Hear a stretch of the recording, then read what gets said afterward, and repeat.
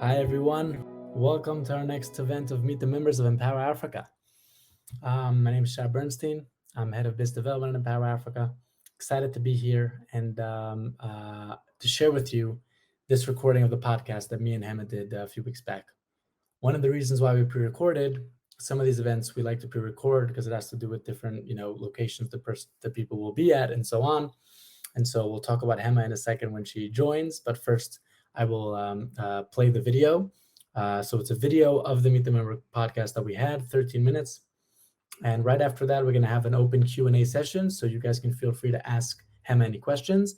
If you look on the right-hand side of the screen, you'll see the chat box. And there's a Q&A tab there. So you can feel free to type in your questions. And then we'll have the Q&A session and Hema can answer. What else? Again, for those of you here for the first time, just to clarify again, it's a virtual networking event. So be sure to please turn on your mic and camera on the bottom of the screen. You'd be surprised. The reason why I say this is because it happens quite often that people forget to do that, which is why I always like to kind of, mention it and bring it up. Okay. So without further ado, here's the recording. Again, 13 minutes of our podcast of Meet the Members with Hema Vallabh, founding partner of 535 Ventures. And right after that, we're going to have our Q&A session live with Hema, who's right here. Okay, so here it is. Hi there. Welcome everyone to our next session of Meet the Members of Empower Africa. I'm excited and honored to host a terrific podcast. My name is Shai Bernstein. I'm VP of Business Development and Partnerships at Empower Africa. Before I present our distinguished guest, for those of you who are joining us for the first time, Empower Africa is a business community with a mission to drive investment, trade, and job creation in Africa. We believe in trade over aid, and that business is the best way to grow, build, and create sustainable and scalable solutions. We believe in bringing good people together and the power of synergy. Our goal is to create connections, optimize communication, and maximize on the collaboration. The Empower Africa business community brings together SMEs, startups, entrepreneurs, investors, banks, PEs, VCs, multinational enterprises, government officials, nonprofits, you name it, everyone to one table. All those who are driving business in Africa to one table to enhance the communication and collaboration. Speaking of bringing good people together, it's my pleasure and honor to welcome Hema Vallabh. Hema is a founding partner at 535 Ventures. Hema, thanks for joining us today. Thank you so much for having me, Shai. It's lovely to be here. Fantastic, wonderful. We've known each other for quite a while now. Unfortunately, only virtually.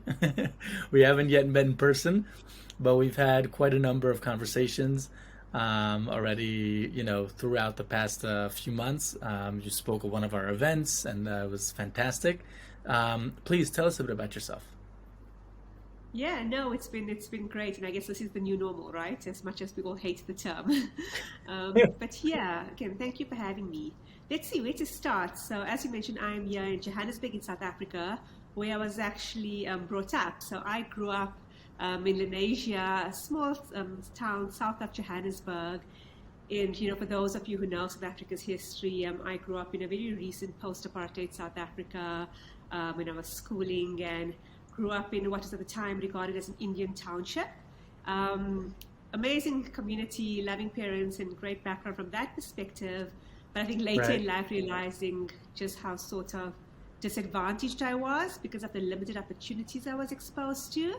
And I guess I've spent the better part of my life then trying to address that, the inequalities, the injustices, and it's been a large part. My upbringing and my background has been quite a core part of my purpose and the work I've then subsequently done or gone on to do and continue to do, I guess. Wow, fantastic! That's incredible. And so tell us a bit about 535 Ventures. Well, yeah, I think before we even get to 535 Ventures, for me, it's been quite a journey, So when people ask my introduction, I always say I'm an engineer turned entrepreneur turned investor. And it really started at that early days of studying to become an engineer. Again, no secret, a very male-dominated space. And I'm one of those people, you can sit back and complain about a problem or you can do something about it. So at the time, my version of doing something about it was starting a platform to support and develop female engineers like myself. And that has evolved into a nonprofit organization called WomEng, where we support and develop the talent pipeline of girls and women in engineering. Fantastic. WomEng now is going 15, going on to 16 years old. For the first half was very much a passion project I did on the side while I went on to go work as an engineer in the oil and gas space. But about in 2013, I thought, when I just come back from working 2 years in Germany as an engineer, and I said, let me take a year sabbatical from my very well-paid and cushy engineering job to follow my Right. passion, because again, realizing just how big the need is to have more women in the space. So did that, and a year sabbatical. 8 years later, I'm still here. But what I subsequently went on to do was seeing just how much impact we were having with WomEng, and also started to particularly work with female founders in engineering and tech. Spun out from WomEng to start WomHub in about 2016. And Right. WomHub is a boutique incubator, accelerator, and now the very first female-only co-working space for female founders in Sub-Saharan Wow. Africa. And again, just seeing such incredible talent come through the pipeline. And, between WomEng and WomHub, we've worked in 22 countries around the world, but a very strong focus on Africa. And again, seeing the talent here, but realizing how little capital was being pumped and allocated to female founders. I think it's globally for sure, but on the continent, exasperated even further. And it was Wow. with that in mind I picked my next challenge. I certainly know how to pick my battles. And in doing so, last year started to raise my fund, 535 Ventures. 535 Ventures is just that. It's a VC fund, a pan-African female-focused fund investing in women in tech on the continent. And for me, it really is all in the name. So, we know if we add more women entrepreneurs to the African ecosystem, we could see up to a 5% uplift in GDP. And that's really by leveraging the 35% higher ROI that we typically see in, female-led teams versus all male-led teams. Right. So 535 Ventures is a seed and Series A fund. We will do seed investments up to $500,000 US dollars, Wow. and Series A investments up to $2 million. Still in the fundraising stage right now, but super excited about the journey ahead. And yes, of course, the impact that we're really looking to make as the new normal again. Just seeing women at the helm of this space. Yeah. 100%. Wow. That's fantastic. And I have to share with you, I feel like, I think growing up, I feel very privileged in a lot of aspects. And I think that growing up there were multiple times where I felt that my view on reality is, I mean, like all of ours, right, is very much affected just by my surroundings and how I grew up. And so I grew up in a very, very egalitarian household where both my parents worked full time, and there were no limitations, the way I saw it, for men or for women. Also from a religious aspect, by the way, in terms of the observancy of my household, but that's a whole different conversation within Judaism. But and I think that also the fact that I just married, my wife, who's just this uber accomplished, MD, PhD, incredible woman. I guess I just never really felt or saw, such a big discrepancy or issue, within the different opportunities that exist.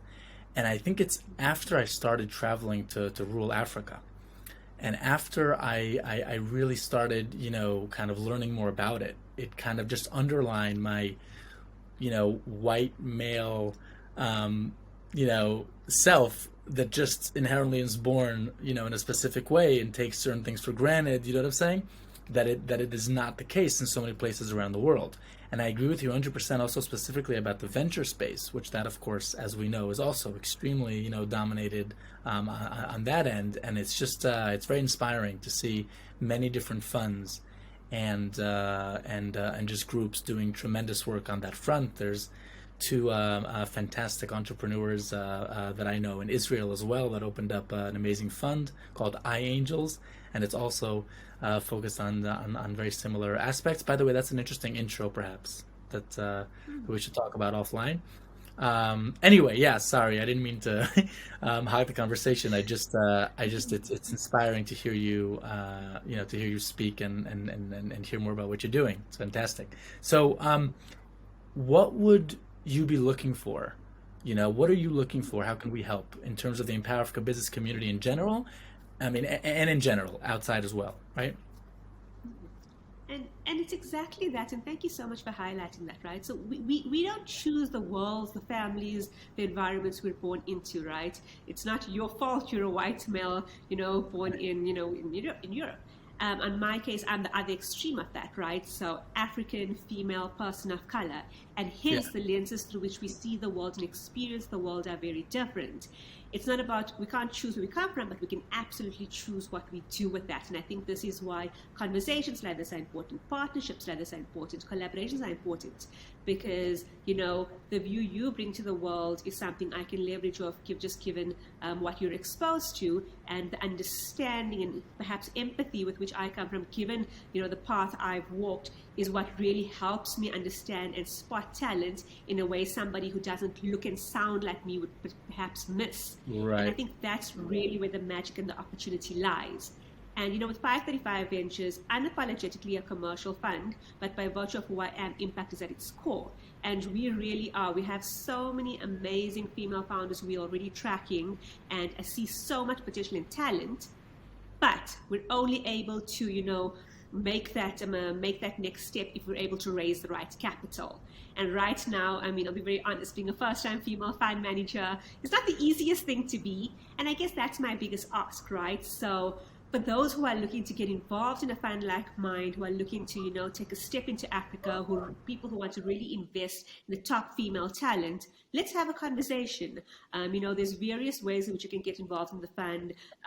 We're fundraising from institutions, family offices, foundations, high net worth individuals. But a vehicle I'm particularly very excited about is I've launched what I'm calling the 35er Club. And the 35er Club will be a group of 35 global women who, have smart resources, smart capital, and who really want to have it's investments between $35,000 through to 350K. And by investing in through us at 535, then subsequently investing into the top female companies on the Right. continent. And the obvious win for everybody is the investment, but it's also a community of women investors, because I don't want this concept of being a female fund manager or being a woman investor to be new or novel. We need to Right. normalize that. So Right. part of my personal management 535 is to democratize this space for more women to get involved. So, if Fantastic. anybody's interested, if you are, if you have a friend, if you have someone in your Fantastic. network, if yeah, let's have a conversation and let's trailblaze the space together. Amazing, amazing, amazing. That's great, and we'll talk about it more offline. So, to conclude, I always like, before we wrap things up, to ask our guest to just kind of share a saying or a quote that they like and that they resonate with. So please. Yeah, and it's one I've just been quoting quite a lot recently. It actually comes from my co-founder Nadia, who's been my business partner for the last 15 years in building this ecosystem, the full ecosystem supporting women and female founders on the continent in particular. And I think something that we as women don't do often enough. She always tells me, Hema, you need to own your awesome. And I love that so much. It's short and it's snappy. It's 3 words, but I think Love it. until we own our awesome, we are, we don't step up and really That's deep. occupy the space in the powerful way that we're meant to. So, to those women and men, I guess, out there, but women Yeah. in particular, just own your awesome, and, the rest will follow. Fantastic. Wow, that's deep. Thank you, Hema. Thank you for joining us. And we'll, like I said, discuss offline more exciting things as well. It was a pleasure hearing from you and what you're doing. Keep up the good work and stay safe and healthy. Super. Thank you so much once again, Shai. It was great chatting to you Sure. as always. All right. Take care. Bye bye. Bye. Wow, it's been a while since that video. And first of all, I want to apologize. I see that there was a little bit of the sound for some reason. It wasn't in sync. It sounded like I was, going over your words a few times. Wait, Hema, before we start, I just wanna, in front of everybody here, congratulate Hema, who's in London now, and she just finished her MBA at Oxford. Thank you, Congratulations. Shai. Well done. Um, so yeah, it's interesting also watching it again. And first of all, again, we really do need to catch up though um, on a couple of contexts that I had in mind that we should discuss. Um, yeah, I really I think it's really inspiring what you guys are working on. And I see we have a few questions. So we have Mickey Lazar, who's a member for a while now. Hi, Mickey. Is 535 Ventures willing to invest in startups focused on women empowerment like green fuel, converting vegetal waste like cassava stems and leaves, maize stalks cubes into charcoal pieces? Yes, and thanks, Shai. And I mean, to the question that follows after that as well, because perhaps I'm killing two birds with one stone. So, the investment thesis of 535, there's three big components. So Pan-African, and I think that's covered in both. Female-led, and to the question about focus on women empowerment, when we say female-led, there's a couple of facets to that. So it's either female co-founded, or it could be female-led, so female CEO, COO, CTO. It could be intentionally female focused. It could be male founders, but and that's where the woman empowerment part comes out. If it could be a male-led team, but the business mandate is particularly to focus on a women consumer base, then that, and as well as a largely female employer base, right? So job creation around women. So, we're very aligned with the 2X challenge in terms of what their definition of female focused means. So that's the second component. So geography is Pan-Africa, female focused. And the third part, which I'm not sure both these businesses, depending on what they do, but it must be tech-enabled businesses. So there has to be a tech component.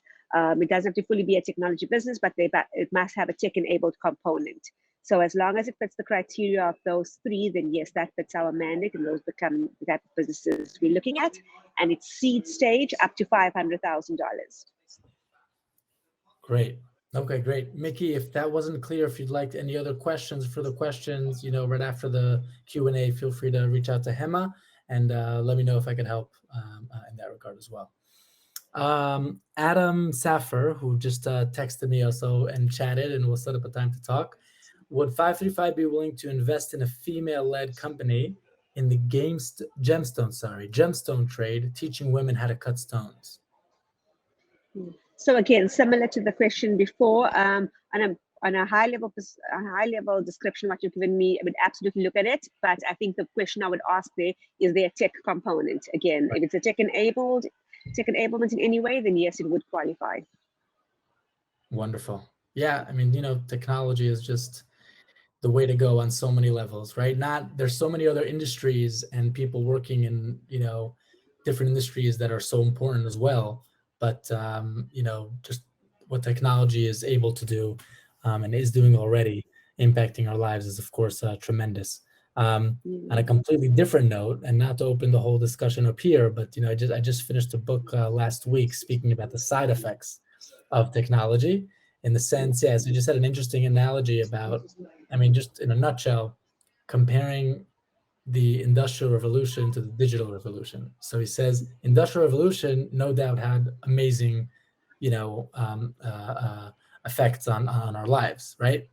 But there were also some side effects that were very negative and problematic that nobody foresaw and anticipated. For instance, we had all these factory owners that would, work the people, to the ground. And then it took a couple of years for people to say, hold on, we have to make sure that people are not working more than X amount of hours. And if they are, then they just have to get, a certain pay. And so he gives the same analogy for the digital revolution in terms of the day that we live, in 2021 with this thing, and just how it's completely, anyway, there are a lot of wonderful things, but there are also some very, very problematic aspects, including the polarization, right? including the fact that our attention, we're competing with our attention, with our work, with our friends, with our kids, with these Goliaths of companies that are Mm, trying to anyway, different conversation, but very interesting. But technology, definitely, of course, like you're saying, and what you're focusing on, super mm, interesting. Okay, next question. mm. Our startup ticks the box on all three. However, we had just launched our beta product to market October 2021, so no revenue to date. Would 535 consider this a potential investment option? Um, so again, I get more information. So we do typically require some signs of early revenue. The indicators at least an MRR of about $10,000. Having said that, that's something that's more of a guideline indicator. So, if we see potential and if we see, it's definitely a business we would initially look at to see what your projections look like and where you're targeting. Yeah. So, the short answer would, if the hard and fast answer is we do require an MRR, but absolutely, if you're saying that you've gone to market, you're launching a beta product. Yes, it sounds like you've at least seen some early traction. So happy to have a conversation at least. Wonderful. So you can do that right after. Sumaya, you can do that right after this. We're going to finish in a minute, in a moment, and we can go back to networking. Bade is asking, does the fund always lead, and do they do co-investments? Both. So, and then like any funds in the early days, so we've already done. So we're still capital raising at the moment. So we're still on our route to going heavy into our investments. We have done a couple of investments just as we build trust to life, and those were all co-investments alongside other funds within our ecosystem. Of course, depending on the business. For us, like I said, it's a very niche space. We are leading on the gender side for tech-enabled businesses, and there are certain businesses where we are tracking and watching and hopefully leading their upcoming rounds. So it would really be again and in both, but depending on their round. Again, our criteria is we go up until 500,000. Mm-hmm. That depends on the portion of the round that dictate that. Right. Okay, fantastic. I see it says on our end that there's poor connection, so we still hear you well, but the video is lost. But okay, great. Okay, so I see there aren't any more questions. So what we're going to do is we're going to now go back to the floor for some more networking. And, both Samaya and anybody else, feel free to reach out to Hema and you can discuss further. And of course, if you need any help or any questions, me or any other Empower Africa team member, we're happy to help. Hema, thank you so much for joining us. And again, congratulations on the amazing achievement of getting your master's, your MBA from Oxford. Really, really amazing. And stay safe and healthy. Enjoy London. And we're going to set up a time to chat soon. All right? Excellent. Thanks for having me, Shai. Sure. My pleasure. Bye-bye.